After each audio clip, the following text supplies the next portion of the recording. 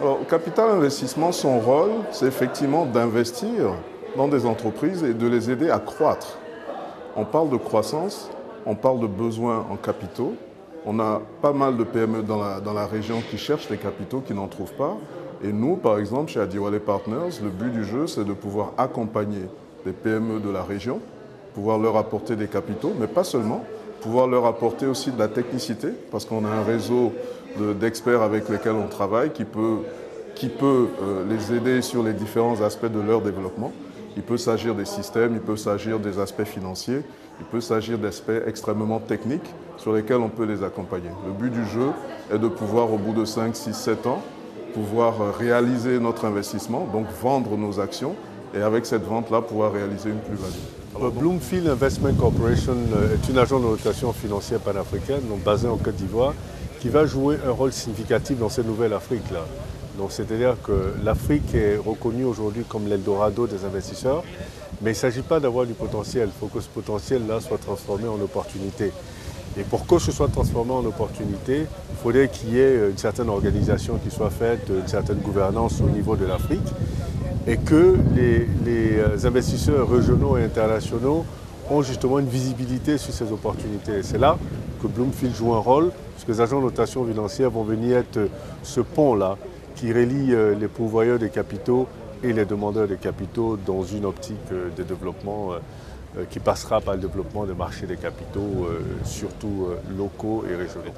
Je pense qu'il faut avoir conscience de la masse de l'épargne locale ou régionale, du réservoir d'entrepreneuriat, là encore national ou régional, pour mettre en place les outils qui confortent cette épargne ou cet entrepreneuriat local. Et ensuite, bien entendu, le monde entier est en train de se convaincre à nouveau que l'Afrique est la prochaine destination et mobilise des moyens importants pour y investir. Donc il est normal, effectivement, que des efforts de mise en place de cadres adaptés pour l'investissement s'intéressent aux préoccupations de ces investisseurs. Mais il me semble qu'il faut regarder à la fois l'étranger et le domestique.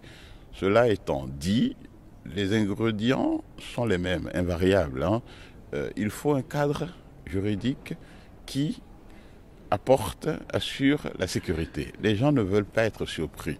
Vous avez beau édicter des règles, ces règles ont un temps de vie, il faut les adapter. Par contre, à tout moment, il faut que l'investisseur ait le sentiment, si possible la certitude, qu'il va dans une zone où la règle de droit est respectée, où les règles du jeu, telles qu'elles sont connues et qui vous ont incité à aller dans la région, ne sont pas changées du jour au lendemain sans préavis. C'est un concept absolument critique et c'est ça l'enjeu pour les pays.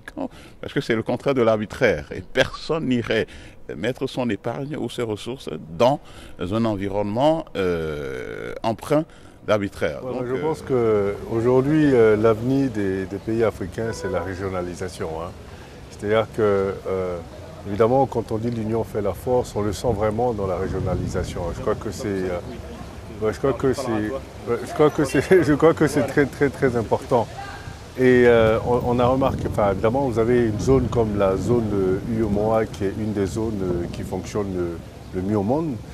Et ça montrait bien sa force en termes d'intégration et ce que ça générait comme opportunité pour les pays de l'UEMOA. Les efforts de modernisation, de toilettage sont effectivement des décisions qui vont dans le bon sens. Ensuite, l'autre pied du raisonnement, c'est la sécurité judiciaire. Vous avez beau connaître les règles du jeu pour ensuite prendre vos décisions d'investissement, vous voulez cependant être relativement confortable que le jour où il y a des difficultés, qu'il y a un contentieux entre vous-même et vos partenaires ou des contentieux contre l'administration, que vous pouvez compter sur le juge pour trancher objectivement, techniquement les questions posées et là encore que la part d'arbitraire n'est pas dominante.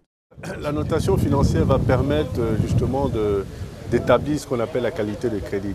Donc la capacité d'une entreprise, sa capacité, sa volonté à faire face aux obligations financières à court, moyen, long terme.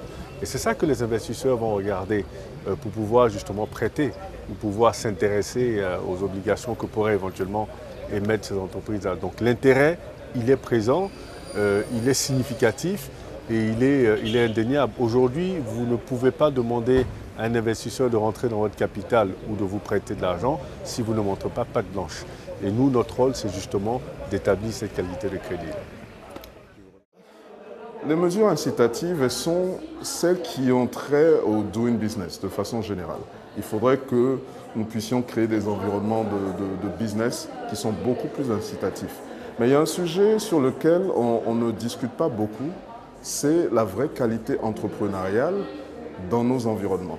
Nous, on est très souvent en face de PME qui viennent vers nous qui ne sont pas prêtes du tout à absorber du capital extérieur avec tout ce que ça implique comme gouvernance, tout ce que ça implique comme sérieux dans la façon de gérer les comptes, etc. Et souvent, quand on le leur dit, elles ne nous croient pas. Mais il y a des statistiques en fait qui parlent énormément. Est-ce que vous savez que entre 2010 et 2016, le Ghana, par exemple, a absorbé 3 fois plus de capital venant des acteurs du capital investissement que toutes l'UEMOA réunies? Je ne sais pas si c'est quelque chose qui vous parle, mais le Ghana fait à peu près la même taille que la Côte d'Ivoire, mais absorbe 3 fois plus de capitaux venant du capital investissement que toute la zone UEMOA. Qu'est-ce que ça veut dire? C'est une question d'attractivité, c'est une question de qualité des entrepreneurs avec lesquels nous sommes. Et il faudrait que les entrepreneurs, au-delà des États, parce qu'on a tendance à taper souvent, à raison d'ailleurs, sur les États, mais il faudrait que nos entrepreneurs puissent sophistiquer un peu plus leur jeu, puissent avoir un peu plus d'ambition et envie d'aller beaucoup plus loin que la petite entreprise qu'ils ont créée et qui a les moyens véritablement d'aller plus loin. Merci. Je file. Ça marche. Merci beaucoup. Tu es là encore. Je pars. Tu vois, j'allais filer avec ça.